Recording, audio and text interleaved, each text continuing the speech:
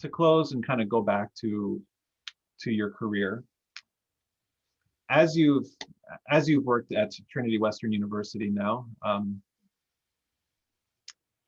how have you found it? How have you found it to integrate your research with, of course, all the other responsibilities that come with being a professor and a researcher in terms of your teaching and administration?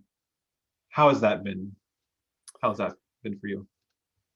Well, I think there definitely have been challenges, as there are for anybody, I think, in an academic institution, unless you've got a pretty much of a singular position, either research or, only teaching or only administration. So when you're trying to juggle that, there definitely are challenges, particularly in my case when teaching loads have been heavy. Right. I think it's often harder to set aside time for sustained periods of research during school terms. And so then obviously sabbaticals are welcome times, but one tries to keep working at it steadily, but obviously responsibilities, teaching, administrative work, and so on, as well as contributions to scholarly organizations like the IOSCS. I've been on the executive in various capacities over the years. So, that can sometimes take time as well. So it's a balance, as it is for everybody, right? Yeah. Well, a key takeaway for me too, it's being able to work with people and collaborate in these ways. Because like you said, you don't work as a silo. Right. Yeah. So with that, what would be your recommendation to some of the people perhaps listening to this, those we talk to, who are interested in the Septuagint and want to pursue the research? How should they get into it? What kind of things should they prepare? Well, if we're talking about people who are entering this field of study as students, Field of study, obviously, if it's your passion, if this is something that intrigues you, you feel this is your sweet spot, so to speak, then obviously pursue it. There's always the challenge, I guess, in terms of pursuing your passion, but then also living sustainably. And I know it's a challenge getting into the field of academia. Will you have a position when you come out? You work so hard to get a doctorate, and then what's the future? And I fully sympathize and resonate with that. But that said, I'd encourage people to pursue their passion. If you're interested in working in the area of texts, biblical languages, that sort of thing, obviously acquiring the languages, working in the languages is the point of departure. Becoming familiar with the discipline, reading widely,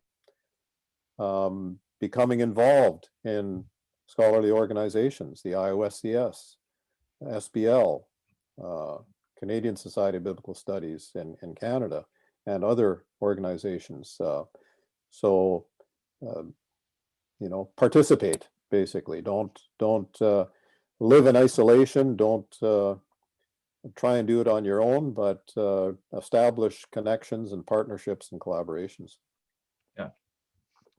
Yeah, I think especially in light of the pandemic, that's a welcome guidance for all of us, is to be intentional that, we can be persistent. We need to try to participate with the scholars in the activity. And I think, as you'd agree, if we can publish our work and just put ourselves out there, that's, as a young scholar, I can admit things are complicated today. So yeah, and that's the challenge. There's one needs to be persistent, but when you're in the middle of studies, when you have a family, when you've got other responsibilities, that certainly is something that one has to grapple with.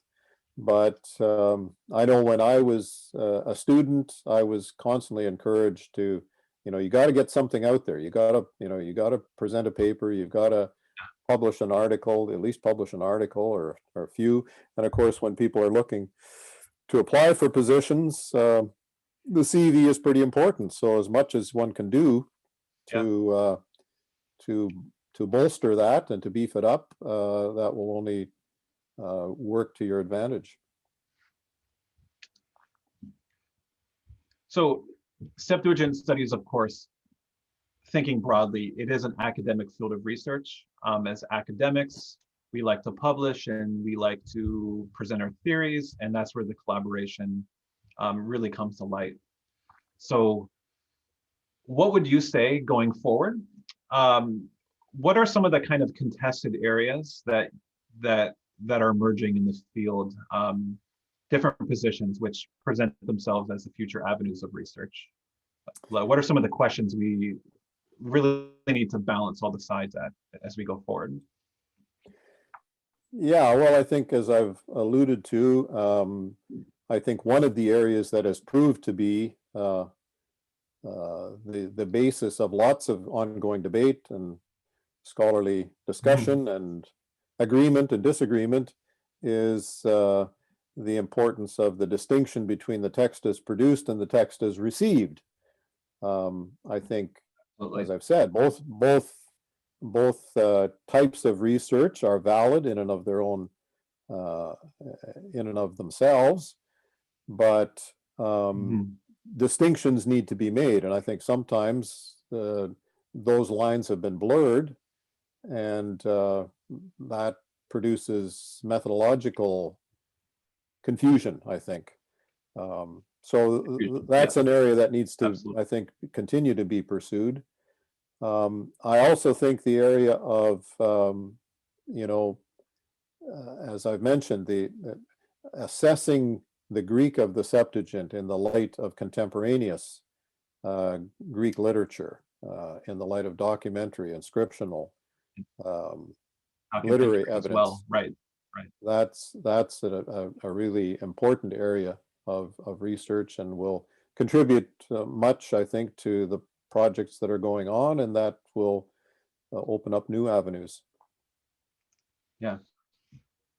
I think that as more papyri and more inscriptions are being published and studied, that's going to be very much an increasing source of value for just understanding how is Greek being used, right? Beyond just the published, common literary compositions we might be familiar with. So Septuagint is right in the middle of all this. Right. Anything else to kind of wrap up as we? Yeah, I think I would encourage anybody who's watching these comments, watching this interview.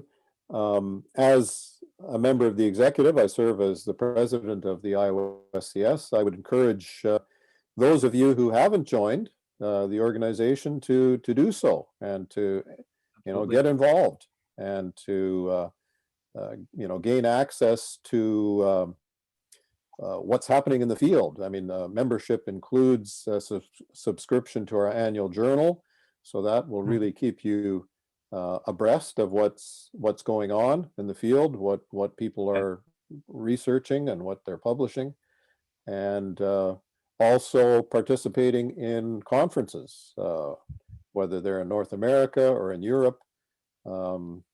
This past season, of course, has involved online conferences. So our last meeting, which was supposed to be in Boston, was done via Zoom, and we managed, but it wasn't quite the same as face-to-face. So hopefully in the future, I guess upcoming, it's in San Antonio in November. And there are other opportunities in Europe, as well as in North America and other parts of the world for people working in this area. So I'd certainly encourage people to become involved. And a place like our campus, the Weavers Institute, we offer a regular cycle of courses in the area of Septuagint studies, as well as other areas of exegetical interest. And so certainly feel free to connect with us and look at the opportunities you have to study in the area of Hebrew Bible, Septuagint, and other related disciplines. Yeah, absolutely. Yeah, there's a bright future ahead, and yeah, we definitely encourage those to join and participate.